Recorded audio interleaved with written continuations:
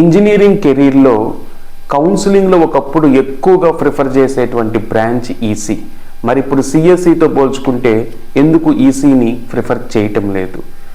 EC branch కెరీర్గా తీసుకుంటే మనకు ఉండేటువంటి ఆపర్చునిటీస్ ఏంటి, బెనిఫిట్స్ ఏంటి, ఛాలెంజెస్ ఏంటి? ఆర్టిఫిషియల్ ఇంటెలిజెన్స్ ఈ ఈసీ బ్రాంచ్ మీద చూపించేటువంటి ఇంపాక్ట్ ఏంటిది? అసలు ఎవరెవరు ఈ ఈసీ బ్రాంచ్ని ప్రిఫర్ చేయొచ్చు?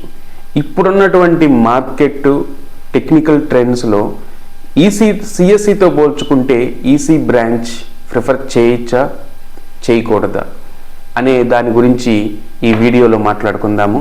Welcome to engineering navigator.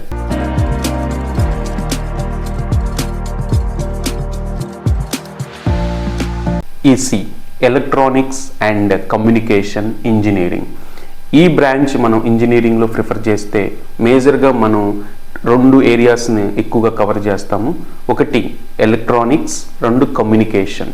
ఈ ఎలక్ట్రానిక్స్లో మనం డే టు డే లైఫ్లో చూసేటువంటి ఈ ఎలక్ట్రానిక్స్ సంబంధించినటువంటి manufacturing, designing and innovations, IoT and automation, ఇలా మనం ఎలక్ట్రానిక్స్ సంబంధించినటువంటి సబ్జెక్ట్స్ నేర్చుకుంటాము. అదే సేమ్ టైం కమ్యూనికేషన్లో కనుక చూసుకుంటే మనకి రకరకాల కమ్యూనికేషన్స్ మోడ్స్ ఉన్నాయి. Satellite communication, optical communication and same mobile technology communication. మనం 3G, 4G, 5G అండ్ ఫ్యూచర్లో 6G. సో మేజర్గా ఈ ఏరియాస్ మనం ఈసీ బ్రాంచ్లో ఎక్కువగా కవర్ చేస్తూ ఉంటాము. అండ్ ట్రెండ్ కనుక చూసుకుంటే ఎస్పెషల్లీ 5-6 ఇయర్స్ బిఫోర్, ఈవెన్ మనం కోవిడ్ ముందు తర్వాత అని చెప్పచ్చు. అండ్ కోవిడ్ ముందు ఎక్కువ మంది ఎస్పెషల్లీ కౌన్సిలింగ్లో మేనేజ్మెంట్ కోటాలో ఫస్ట్ నుంచి సిఎస్సి బ్రాంచ్ కానీ ప్రిఫర్ చేసేవాళ్ళు. కౌన్సిలింగ్లోకి వచ్చేసరికి ఒక కాలేజీలో ఫస్ట్ ఆప్షన్ అంటే వాళ్ళకి నచ్చిన కాలేజీ జాయిన్ అవుదాం అనుకున్నప్పుడు వాళ్ళు ప్రిఫర్ చేసేటువంటి ఫస్ట్ బ్రాంచ్ ఈసీగా ఉండేది, తర్వాత సిఎస్సి ఆప్షన్ ఉండేది. దానికి గల కారణాలు ఏంటంటే ఈసీ బ్రాంచ్ కనుక తీసుకుంటే మన కెరీర్ పరంగా కోర్ కంపెనీస్ ప్లస్ సాఫ్ట్వేర్లో అవకాశాలు ఎక్కువగా వస్తాయి అనే ఉద్దేశంతో ఈ మెరిట్ స్టూడెంట్ కౌన్సిలింగ్లో ప్రిఫర్ చేసేటువంటి ఫస్ట్ బ్రాంచ్లో ఈసీ ఉండేది. తర్వాత ఎస్పెషల్ ఆఫ్టర్ కోవిడ్ తర్వాత ఈ కంప్యూటర్స్, సాఫ్ట్వేర్కు ఉన్నటువంటి క్రేజీ వల్ల ఈసీ బ్రాంచ్ అనేది సెకండ్ ఆప్షన్గా వెళ్ళింది. అంటే వర్క్ ఫ్రమ్ హోమ్ సిఎస్సిలో ఆప్షన్స్ ఉండటం వల్ల, ఈ శాలరీ ప్యాకేజెస్ కంపారిజన్ ఈసీతో పోల్చుకుంటే ఎక్కువగా ఉండటం వల్ల ఇవాళ స్టూడెంట్స్ ఎక్కువ ఈసీ అనేటువంటి దాన్ని ఆప్షన్ని సెకండ్ అంటే సిఎస్సి తర్వాత తీసుకుంటూ ఉన్నారు. ఇప్పుడు ఈసీ కెరీర్లో మనకు ఉండేటువంటి ఆపర్చునిటీస్, బెనిఫిట్స్ గురించి మాట్లాడుకుంటే వాటిల్లో ఫస్ట్ ఈసీకి సంబంధించినటువంటి జాబ్స్కి వేరే డొమైన్, వేరే టెక్నాలజీ చదివిన వాళ్ళు ఎలిజిబుల్ కాదు. ఇప్పుడు ఫర్ ఎగ్జాంపుల్ సాఫ్ట్వేర్ ఇండస్ట్రీ గురించి మాట్లాడుకుంటే ఏ డొమైన్ అయినా చదివినప్పటికీ, ఏ ఫీల్డ్లో జాబ్ చేస్తున్నప్పటికీ ఒకవేళ వాళ్ళు ఫ్యూచర్లో వారి యొక్క కెరీర్ని మార్చుకోవాలి, సాఫ్ట్వేర్ ఇండస్ట్రీకి రావాలనుకుంటే మార్కెట్లో ఉన్నటువంటి అడ్వాన్స్ కోర్సు నేర్చుకొని సాఫ్ట్వేర్ ఇండస్ట్రీలో ఎంటర్ కావచ్చు. దీనికి ఏమీ అబ్జెక్షన్స్ ఏమి ఉండదు, ప్రతి ఒక్కరు ఎలిజిబుల్. కానీ ఈసీకి సంబంధించినటువంటి జాబ్స్లో మనం ఎంత ఎక్స్పీరియన్స్ ఉన్నా, ఎంత ఉన్నా ఫస్ట్ క్రైటీరియా ఏంటంటే ఈసీలో డిగ్రీ ఉండటం. అందువలన వన్స్ మనం జాబ్ మార్కెట్లోకి ఎంటర్ అయినాక మన జాబ్స్లో కాంపిటీషన్ అనేటువంటిది లెస్ అని చెప్పచ్చు. ఎందుకంటే ఓన్లీ ఈసీ చదివినటువంటి క్యాండిడేట్స్తే మనకి ఈ జాబ్స్కి అప్లై చేస్తారు. రెండో బెనిఫిట్ వచ్చేసరికి గవర్నమెంట్ జాబ్. మనలో చాలామందికి గవర్నమెంట్ జాబ్ మీద ఇంట్రెస్ట్ ఉంటుంది. ఇంజనీరింగ్ కెరీర్లో ఇంజనీరింగ్ బ్రాంచ్లో ఉన్నటువంటి ఆప్షన్లో గవర్నమెంట్ జాబ్ ప్రొవైడ్ చేసేటువంటి బ్రాంచ్ ఏదైనా ఉందంటే ఎక్కువ అవకాశాలు ఈసీ బ్రాంచ్ అని చెప్పచ్చు. ఇక్కడ గవర్నమెంట్ జాబ్ అంటే రెండు రకాలుగా చెప్పచ్చు. ఎనీ గవర్నమెంట్ జాబ్, రెండోది టెక్నికల్ గవర్నమెంట్ జాబ్. ఇక్కడ ఎనీ గవర్నమెంట్ జాబ్ అంటే మనము ఎనీ డిగ్రీ, మనము ఏదైనా ఒక డిగ్రీ కంప్లీట్ చేసి మనం చదివినటువంటి చదువుకు సంబంధం లేకుండా పీపుల్కి సొసైటీకి సర్వ్ చేసేదాన్ని గవర్నమెంట్ జాబ్ కేటగిరీ చేసుకోవచ్చు. అంటే మనకి ఒక బ్యాంక్ జాబ్ కానీ గ్రూప్ 1, గ్రూప్ 2 ఇంకా రకరకాల గవర్నమెంట్ జాబ్స్ మనం చదివినటువంటి డిగ్రీకి సంబంధం లేకుండా ఎనీ డిగ్రీ అనేటువంటి ఒక క్వాలిఫికేషన్ తోటి మనం జాబ్ అప్లై చేసి ఆ కాంపిటీషన్స్ని మనం ఫేస్ చేసి మనం గవర్నమెంట్ జాబ్ తెచ్చుకుంటాం. అది దాని గురించి తర్వాత ఈ ఇంజనీరింగ్ సంబంధించిన విషయం కాదు. రెండో గవర్నమెంట్ జాబ్, ఇక్కడ మాట్లాడే ప్యూర్ గవర్నమెంట్ జాబ్ ఏంటంటే మనం చదివినటువంటి టెక్నాలజీకి సంబంధించినటువంటి government job. For example ECA కనుక తీసుకుంటే ఈసీ బ్రాంచ్లో మనము చదివినటువంటి కోర్ సబ్జెక్ట్ని మనం ప్రిపేర్ అయ్యి మార్కెట్లో కనుక మనం చూసుకుంటే ఇస్రో జాబ్, డిఆర్డిఓ అండ్ ఐఆర్సిటిసి, మనం రైల్వే డిపార్ట్మెంట్లో కమ్యూనికేషన్ ఇంజనీర్గా, ఇంకా చాలా technical PSU related GATE exam ద్వారా ఐఈఎస్ ద్వారా మనం చదివినటువంటి టెక్నికల్ సబ్జెక్ట్ తోటి ఒక మంచి గవర్నమెంట్ జాబ్కి ఈసీ బ్రాంచ్లో ఒక ఆపర్చునిటీస్ ఉంటుంది.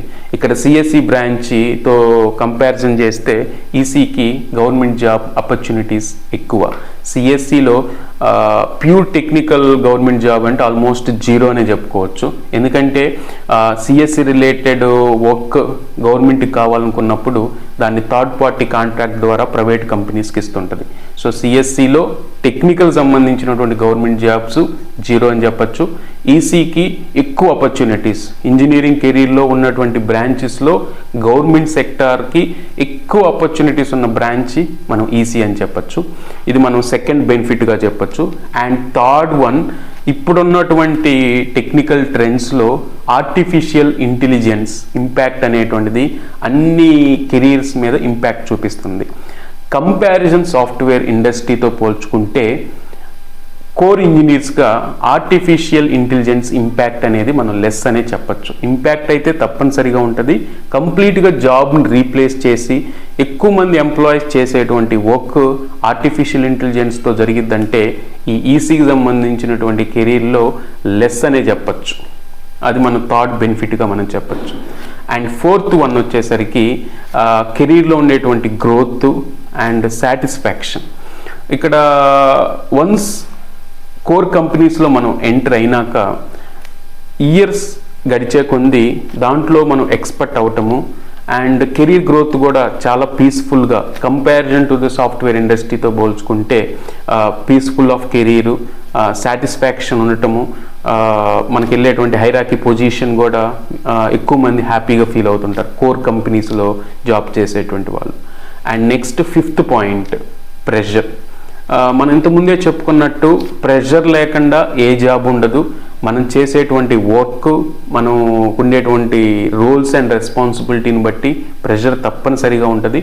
కానీ ఇక్కడ కంపారిజన్ అంటే ఒక కంపారిజన్ టు సాఫ్ట్వేర్ ఇండస్ట్రీతో పోల్చుకుంటే కోర్ ఇండస్ట్రీస్లో కొంచెం ప్రెషర్ తక్కువ అని చెప్పచ్చు. ఇక్కడ ప్రెషర్ అనేటువంటిది చాలా ఫ్యాక్టర్స్ ఇన్ఫ్లుయెన్స్ చేస్తాయి. అంటే మనం చేసేటువంటి ప్రాజెక్టు, మనం వర్క్ చేసేటువంటి మేనేజరు, మనం వర్క్ చేసేటువంటి క్లయింట్ వాళ్ళ యొక్క రిక్వైర్మెంట్ని బట్టి ఈ ప్రెషర్ అనేటువంటిది మారుతూ ఉంటుంది. బట్ మనం జనరల్గా గ్లోబల్ వైజ్గా ఒక స్టేట్మెంట్ కనుక మనం కంపేర్తో సిఎస్సితో తీసుకుంటే, ఎస్పెషల్లీ సాఫ్ట్వేర్ ఇండస్ట్రీతో చేసేటువంటి ఎంప్లాయీస్తో కంపేర్ చేస్తే కోర్ కంపెనీస్ ఎస్పెషల్లీ ఈసీకి సంబంధించినటువంటి జాబ్స్ యొక్క ప్రెషర్ అనేటువంటిది తక్కువ అనే చెప్పచ్చు. వీటన్నిటిని కూడా మనం ఈసీ బ్రాంచ్ కనుక తీసుకుంటే మనకు ఫ్యూచర్లో ఉండేటువంటి ఒక ఆపర్చునిటీస్ అండ్ బెనిఫిట్స్ అని చెప్పచ్చు. నెక్స్ట్ ఛాలెంజెస్ కనుక మాట్లాడుకుంటే ఫస్ట్ క్యాంపస్ ప్లేస్మెంట్. ఈ క్యాంపస్ ప్లేస్మెంట్లో కేవలం కోర్ కంపెనీస్ గురించి మనం మాట్లాడుకుంటే ఇది బాగా రిప్యూటెడ్ అయినటువంటి కాలేజెస్ లైక్ ఐఐటి, ఎన్ఐటి, కొన్ని ప్రైవేట్ డీమ్డ్ యూనివర్సిటీస్లో మాత్రమే ఈ ఈసీకి సంబంధించినటువంటి కోర్ కంపెనీస్ క్యాంపస్ ప్లేస్మెంట్కి వస్తాయి. మిగతా లెవెల్ 2 కాలేజెస్లో మనం జీరోనే చెప్పచ్చు. మ్యాక్సిమం కోర్ కంపెనీస్ మనం చదివేటువంటి కాలేజీలో క్యాంపస్ ప్లేస్మెంట్కి రావు. సో ఇది ఒక బాగా లిమిటేషన్ అని కూడా చెప్పచ్చు. అండ్ సెకండ్ వచ్చేసరికి శాలరీ. సో మనకి ఇవాళ చూసుకుంటే సాఫ్ట్వేర్ ఇండస్ట్రీస్లో ఎక్కువ హై ప్యాకేజీ, అంటే ఒక స్టార్టింగ్ లెవెల్లోనే ఎక్కువ హై ప్యాకేజీ, ఒక మంచి అట్రాక్టివ్ ప్యాకేజెస్ అనేటువంటిది మనకు కనపడుతుంటాయి. బట్ కోర్ కంపెనీస్లోకి వచ్చేసరికి మనకి ఒక స్టార్టింగ్ శాలరీ చాలా తక్కువే ఉంటుంది. అండ్ మనం కాకపోతే ఒక 2-3 ఇయర్స్ మనం ఆ శాలరీ తోటి మనం వర్క్ చేస్తే ఫ్యూచర్లో మన ఫ్రెండ్ ఇవాళ ఎవరైతే సాఫ్ట్వేర్ ఇండస్ట్రీలో మంచి శాలరీతో ఎంటర్ అయ్యారో ఫ్యూచర్లో వాళ్ళతోటి మనం కాంపిటేట్ చేసేటువంటి శాలరీ అయితే వస్తుంది. కాకపోతే ఏంటంటే స్టార్టింగ్ శాలరీ అనేటువంటిది ఈవెన్ ఒక మంచి కంపెనీలో కూడా జాయిన్ అయినా మనకి స్టార్టింగ్ శాలరీ అనేటువంటిది తక్కువ ఉంటుంది. ఇది మనము సెకండ్ ఛాలెంజ్గా చెప్పుకోవచ్చు. అండ్ థర్డ్ వన్ వచ్చేసరికి కోర్ సబ్జెక్ట్ నాలెడ్జ్. ఇప్పుడు మనం సాఫ్ట్వేర్ ఇండస్ట్రీ లేదా కంప్యూటర్ సైన్స్ రిలేటెడ్ గురించి మాట్లాడుకుంటే మనం ఈ సిఎస్సి చదివినప్పుడు మనం అంత సబ్జెక్ట్ నేర్చుకోనప్పటికీ తర్వాత వన్స్ బీటెక్ అయిపోయి మనం ఏదైనా ఒక అడ్వాన్స్ కోర్స్ మార్కెట్లో ఉన్నది నేర్చుకొని మనం జాబ్ మార్కెట్లోకి వెళ్ళొచ్చు.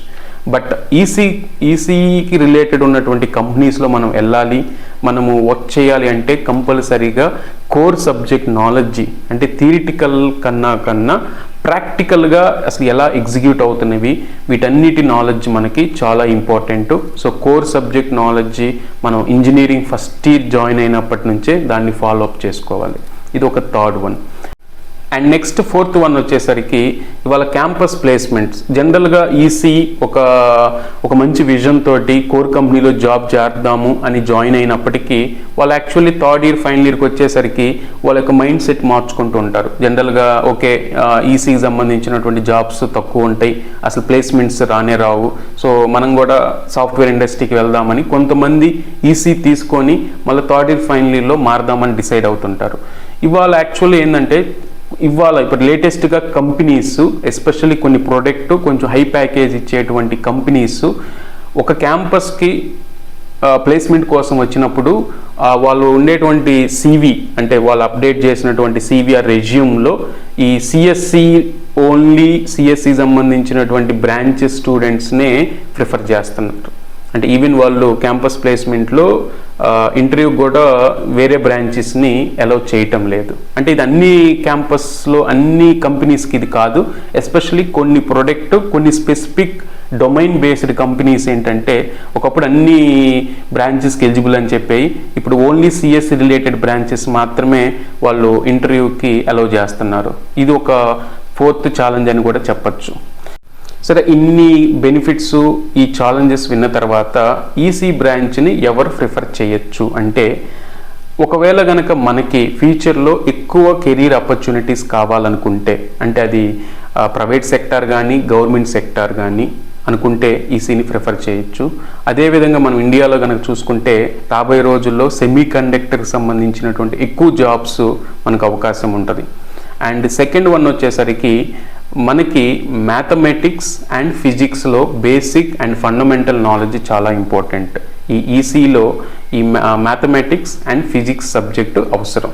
ఇక్కడ ఫిజిక్స్ అంటే మనం ఇంటర్మీడియట్లో చదువుకున్నటువంటి అన్ని కాన్సెప్ట్స్ ఏమి ఉండవు, మెజారిటీ ఏంటంటే సెమీ కండక్టర్ రిలేటెడ్ కాన్సెప్ట్స్ ఎక్కువగా ఉంటాయి. సో అందువల్ల ఏంటంటే మ్యాథమెటిక్స్ ఫిజిక్స్ సబ్జెక్ట్ నాలెడ్జ్ ఫండమెంటల్గా ఉండి వాటి మీద ఇంట్రెస్ట్ ఉన్న వాళ్ళు మాత్రమే ఈ ఈసీకి ప్రిఫర్ చేయొచ్చు.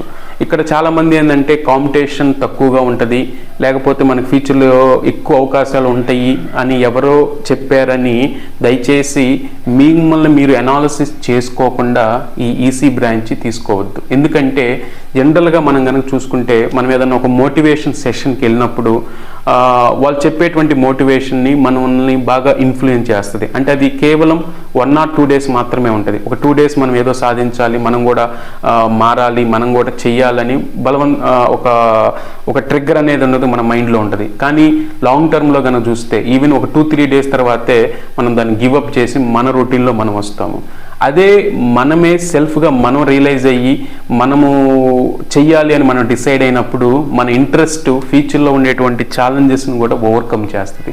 సో ఇక్కడ కూడా ఏంటంటే ఎవరో చెప్పారు, లేకపోతే పలానా ఒక ఎక్స్పర్ట్ సిఎస్సిలో కాంపిటీషన్ వెరీ హై ఉంది, లేదా ఆర్టిఫిషియల్ ఇంటెలిజెన్స్ వల్ల జాబ్స్ అన్ని పోతాయి, ఒక సేఫ్ జాబ్ ఈసీ బ్రాంచ్ అని ఎవరో చెప్పిన మాటలు విని మిమ్మల్ని మీరు అనాలిసిస్ చేసుకోకుండా ఈసీ బ్రాంచ్ కనుక తీసుకుంటే మళ్ళీ మీరు కెరీర్లో ఒక కన్ఫ్యూజన్ పాయింట్లోకి వెళ్తారు. మళ్ళీ ఫైనల్గా ఈసీ చదివేసి ఫైనల్ ఇయర్లో ఈసీకి సంబంధించినటువంటి జాబ్స్ ఎక్కువగా లేవు, ప్లస్ ఎక్కువగా హార్డ్ వర్క్ చేయాలి, ఈజీ వేలో సాఫ్ట్వేర్ ఇండస్ట్రీలోకి వెళ్దాము, ఇలా మళ్ళీ ఒక కన్ఫ్యూజన్స్ అనేది రాకుండా మీకు మీరు అనాలిసిస్ చేసుకొని ఈ ఈసీ బ్రాంచ్ ప్రిఫర్ చేసుకోండి. ఇంకోటి థర్డ్ వన్ వచ్చేసరికి మనం ఇంజనీరింగ్ చదివేటప్పుడు సబ్జెక్ట్స్ పరంగా కనుక ఆలోచిస్తే కంపేర్ టు సిఎస్సితో పోల్చుకుంటే ఈసీకి సంబంధించినటువంటి సబ్జెక్ట్స్ అనేటువంటిది కొంచెం కష్టంగా ఉంటాయి. ఇది ఓపెన్. ఎందుకు ఈ పాయింట్ని ఓవరాల్ ఎందుకు చెప్తున్నానంటే నేను కూడా ఈసీ బీటెక్లో ఈసీ ప్లస్ ఎంటెక్లోకి వచ్చేసరికి ఎంబెడెడ్ సిస్టంలో నేను డిగ్రీ చేశాను. సో నాకున్నటువంటి ఐడియాని ప్రకారం చెప్తున్నాను. కంపేర్ టు సిఎస్సితో పోల్చుకుంటే సబ్జెక్ట్స్ అనేటువంటివి కొంచెము టఫ్ అనే చెప్పచ్చు. వన్స్ మన కెరీర్ పరంగా కనుక చూసుకుంటే ఇన్ని ఆపర్చునిటీస్ ఉన్నాయి కాబట్టి వీటన్నిటిని మనకి రావాలనుకుంటే మనం ఒక బెస్ట్ ప్లాన్ తోటి కనుక ఈసీ కనుక తీసుకుంటే మనకు మంచి ఆపర్చునిటీస్ ఉంటాయి. మీకు నచ్చితే లైక్ చేయండి. ఈ వీడియో కొంతమందికి ఉపయోగపడిద్దని మీరు అనుకుంటే వీడియోని మీ ఫ్రెండ్స్కి షేర్ చేయండి. Thank you.